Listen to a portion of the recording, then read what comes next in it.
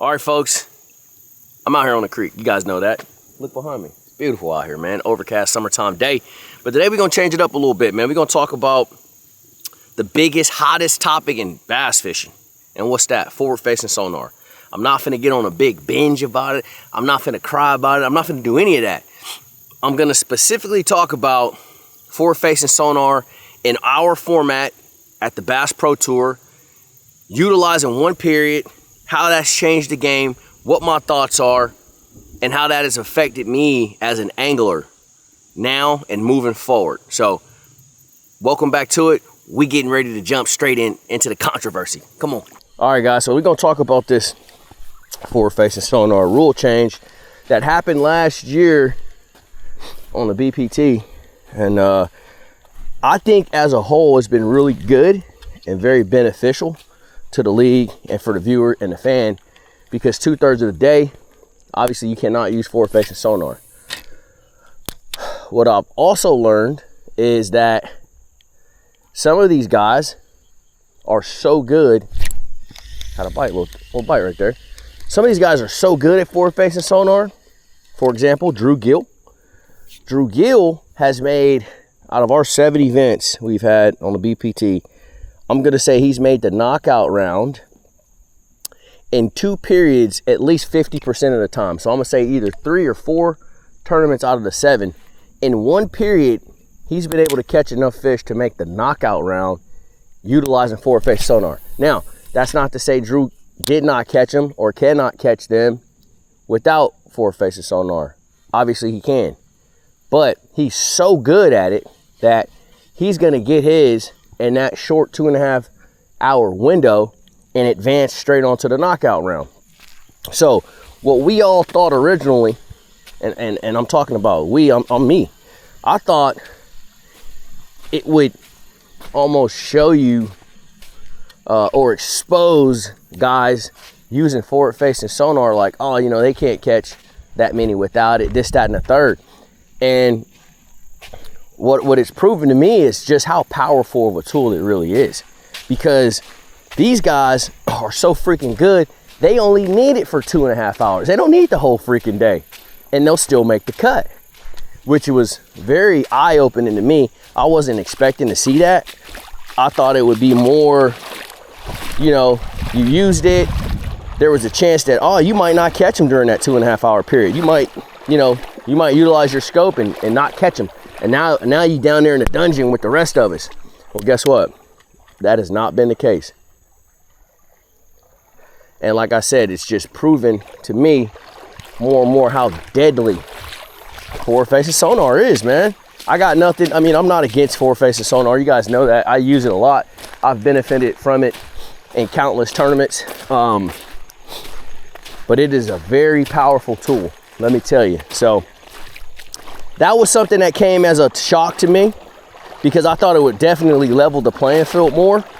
And in some instances, I guess it has. But the guys that are really good at forward-facing sonar, they're still smashing them during their 2.5 period. That's all they need, you know, and they'll smash. Especially on our upland reservoir style lakes. Well, hell, even down in Florida, you know, they caught them down in Florida at the Harris Chain, scoping, and caught them so good in 2.5 hours that they were able to make the cut still. So, I mean, again, it was eye-opening to me, man, to be honest. Dude, I keep freaking missing bites left and right. It was eye-opening to me. But I think the rule change itself, though, was really good. And you guys drop a comment and let me know what you all think.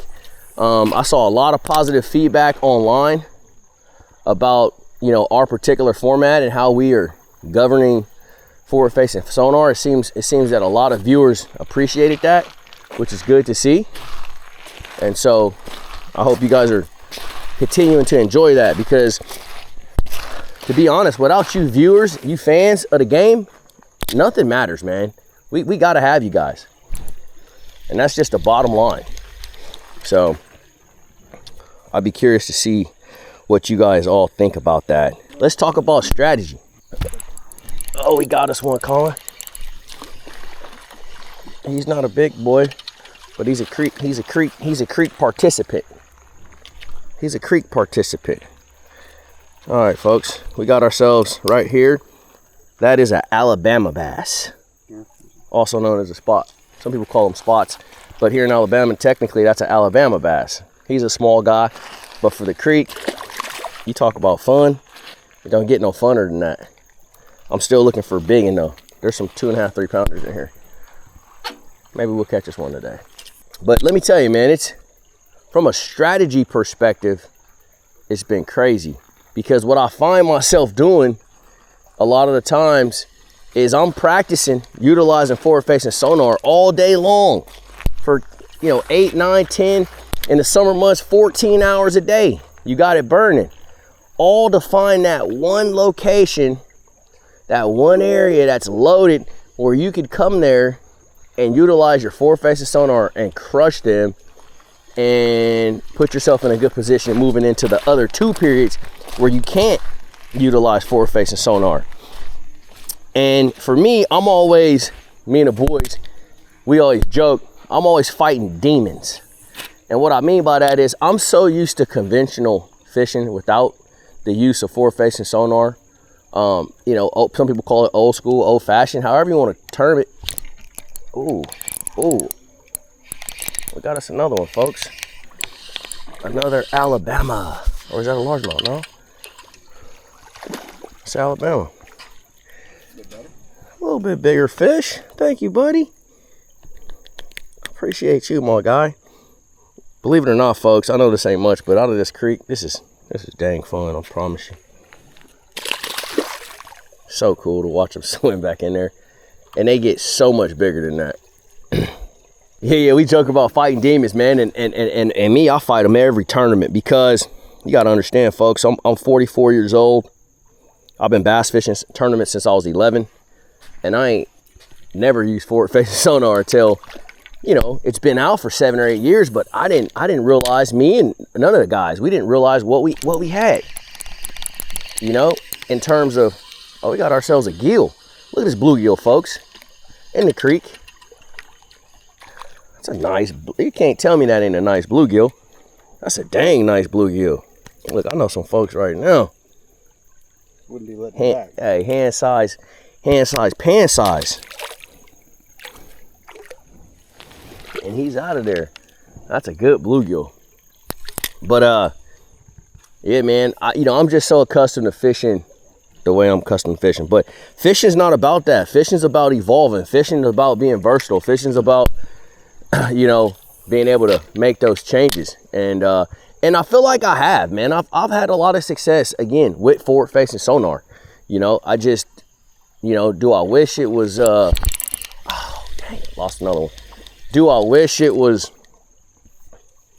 not nearly as powerful? I kind of do. That way I could just go do my thing.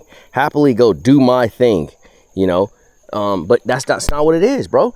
If you're not using forward-facing sonar and you're competing in tournaments right now, you're sucking. I don't even think we have any guys on tour with us that do that. There's a guy, there's John Cox on the Elites. He doesn't have it, and he's still very successful. But, man, when I tell you the minority, dude, like, there aren't many guys that can pull that off. It's just, that's how powerful it is, man. So, it is what it is on it. I'm going to continue to use it as long as they allow it. But it's, as a whole, I really like what we got going on with the 1 period, It does allow for the guy that wants to fish more traditional to have somewhat of a window, a bigger window of opportunity. Because when it was full on forward-facing sonar, dude, you ain't have it. If you weren't scoping, you didn't have a chance. I'm talking about 0 chance. So I'm really happy to see what the league's done. But see, honestly, I think that's part of what helped me too. So last year we were using forward-facing sonar all year, right? And the year before that, and I was still getting my feet under me a little bit with it, just a little bit, not a lot, but a little bit. And I would have. Did you see that dude come get that? That was cool. Again, not a big one, actually a small one, but an Alabama bass nevertheless, dude. Fun stuff out here wading in these creeks, man. Little dude, appreciate you, bro.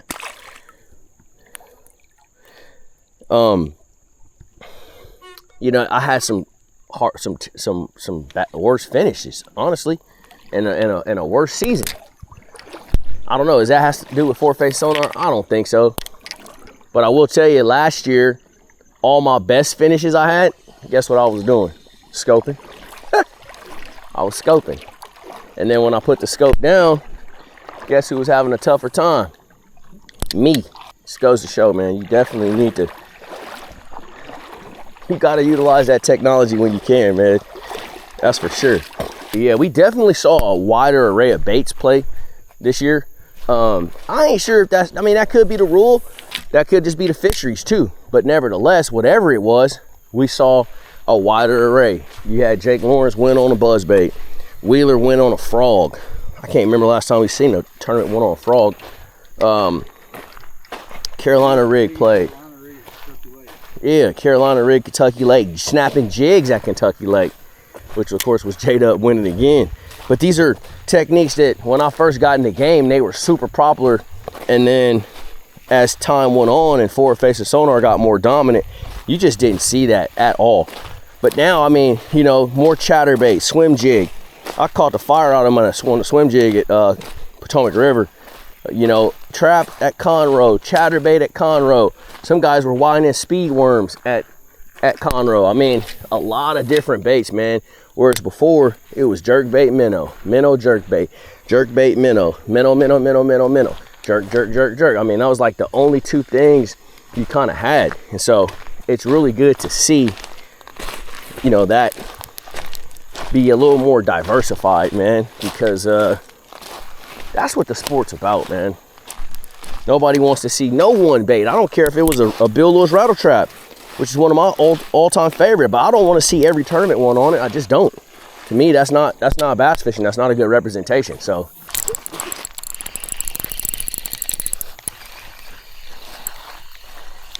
another little creek, buddy. We call these finger food.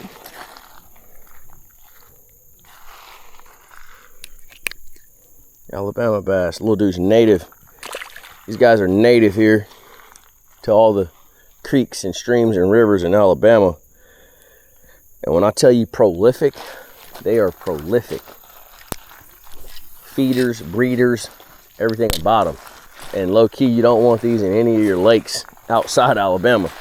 They will take over. The other thing here in the creek, you gotta be a really good caster.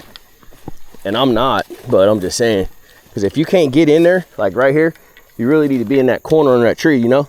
Yeah. Which honestly would require, you know, something weightless, like a wacky, like a Cinco. But all right, folks, so that's gonna wrap up the forward-facing sonar chat. Y'all let me know what y'all think, man. This is something new for 2026. I think Major League Fishing did a really good job with the way they, you know, the way they structured it. 1 period with, 2 periods without. Nevertheless, I think my overall take from it is you got to get even better at forward-facing sonar, because in so many tournaments, if you don't blast them during that period, it's really hard to catch up in the non-scoping period. So that's the downside to it, I guess. But nevertheless, I'm just happy they did something. We'll see how 2026 shakes out. I'm gonna work on my off-season scope game, of course. Try to get even better at it, man. I feel like I'm pretty decent at it, but I need to get great at it, you know. And yeah, man, that's what we gonna do. So y'all let me know your thoughts. Drop it in the comments. I'll get on there and I'll do my best to engage with you guys and get back with you. And I'd love to hear some of y'all's thoughts as well. So anyways, we out wrapping up the creek fishing too for today. So we headed on back to the house. I'll catch y'all on the next one. Make sure y'all subscribe for your boy, please, please, please. I appreciate that. We'll see y'all.